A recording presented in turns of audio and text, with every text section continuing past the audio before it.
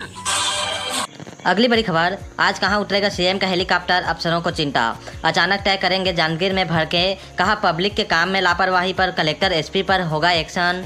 छत्तीसगढ़ के मुख्यमंत्री विष्णुदेव साय का हेलीकॉप्टर आज मंगलवार किस जिले में उतरेगा, अफसरों को इस बात की चिंता है। मुख्यमंत्री के शेड्यूल में सुबह 10:30 बजे से लेकर दोपहर 3:30 बजे तक का समय सुशासन तिहार के समाधान शिविरों के लिए रखा गया है। यह किस जिले में होगा, इसकी जानकारी जारी नहीं की गई है।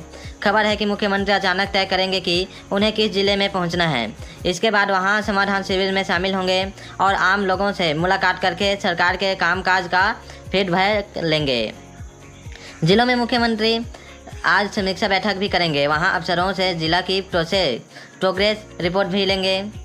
एक दिन पहले सोमवार को उन्होंने इसी तरह शक्ति, जांजगीर और कोरबा जिले का दौरा किया था। जांजगीर जिले की समीक्षा बैठक में वो नाराज भी हुए। मुख्यमंत्री विष्णुदेव साय ने जांजगीर चांपा जिले में सड़क निर्माण के स्वीकृति प्रस्ताव पर देरी को लेकर नाराजगी जताई। बैठक में सीएम ने दो टूक कह दिया कि जनहित के कामों में लापरवाही के लिए कलेक्टर एसपी जिम्मेदार होंगे, गड़बड़ी करने वालों पर कार्रवाई भी होगी। अगली बड़ी खबर, दुर्ग एसएसपी बोले नशाखोरी खत्म करना पहली प्राथमिकता, शादी वाले घर और व्यावसायिक प्रतिष्ठान नहीं कर पाएंगे सड़कों पर पार्किंग।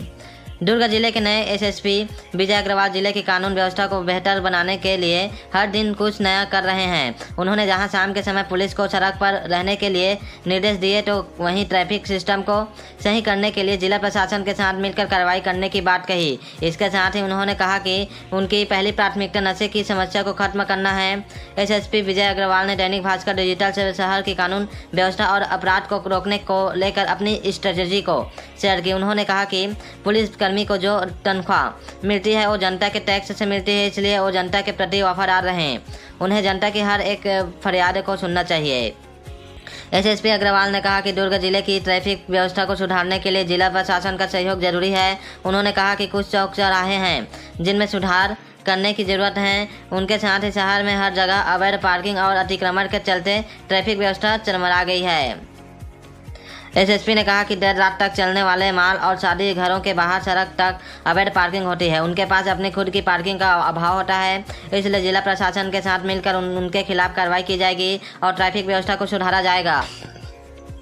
अगली बड़ी खबर, रायगढ़ में अज्ञात लोगों ने जलाया ऑटो, कार्रवाई नहीं होने पर एसपी से गुहार, लिखा साहब परिवार को गोली मरवा दो या हमें न्याय दिलवाएं। छत्तीसगढ़ के रायगढ़ में एक ऑटो को अज्ञात लोगों ने आग के हवाले कर दिया। जब इसकी शिकायत की गई और कार्रवाई नहीं हुई तो पीड़ित परिवार हाथों में तख्ती लेकर सड़कों पर निकल गया, जिसमें लिखा था कि एसपी साहब मेरे परिवार को गोली मरवा दो या हमें न्याय दिलवाएं। दरअसल घटना 27 अप्रैल की रात की है। इंदिरा नगर क्षेत्र में रहने वाला मानिक दास महान उम्र 40 वर्ष हर दिन की तरह ऑटो चलाकर घर पहुंचा और रात में ऑटो को घर के बाहर खड़े कर दिया। देर रात करीब 2 बजे पूरे घर में धुआं और घुसने लगा। घुसने के बाद उसने घर के दरवाज़ा खोलकर देखा तो ऑटो धू कर जल रहा था, जिसके बाद पीड़ित ने मामले को लिखित शिकायत कोतवाली थाने में दी। जहां सप्ताह भर बीत जाने के बाद भी कोई कार्रवाई नहीं हुई तो मानिक दास महंत अपने 3 बच्चों और पत्नी के साथ हाथों में तख्ती लेकर एसपी कार्यालय के लिए निकल गया। बिलासपुर से अगली बड़ी खबर, फर्जी डॉक्टर नरेंद्र फिर भेजा गया दमोह जेल। आरोपी के बयान, दस्तावेजों की होगी जांच, एमबीबीएस और पीजी की डिग्री का होगा वेरिफिकेशन। बिलासपुर के अपोलो अस्पताल में पदस्थ रहे फर्जी डॉक्टर नरेंद्र विक्रमादित्य यादव उर्फ एन जॉन केम को पुलिस ने फिर से दमोह जेल में भेज दिया है। आरोपी की रिमांड अवधि खत्म होने पर सोमवार को उसे कोर्ट में पेश किया गया। इस दौरान पुलिस ने उससे विधानसभा के पूर्व अध्यक्ष पंडित राजेंद्र प्रसाद शुक्ला के इलाज के साथ ही उसकी डिग्री सहित अन्य जानकारी ली, जिसके आधार पर पुलिस उसकी डिग्री का वेरिफिकेशन कराएगी। विधानसभा के पूर्व अध्यक्ष डॉक्टर राजेंद्र प्रसाद शुक्ला के अपोलो अस्पताल में उपचार के दौरान हुई मौत के मामले में उनके बेटे डॉक्टर प्रदीप शुक्ला ने शिकायत की है, जिस पर सरकंडा पुलिस ने दमोह जेल में बंद अपोलो अस्पताल के पूर्व डॉक्टर नरेंद्र विक्रमादित्य यादव को गिरफ्तार कर बिलासपुर लाई थी।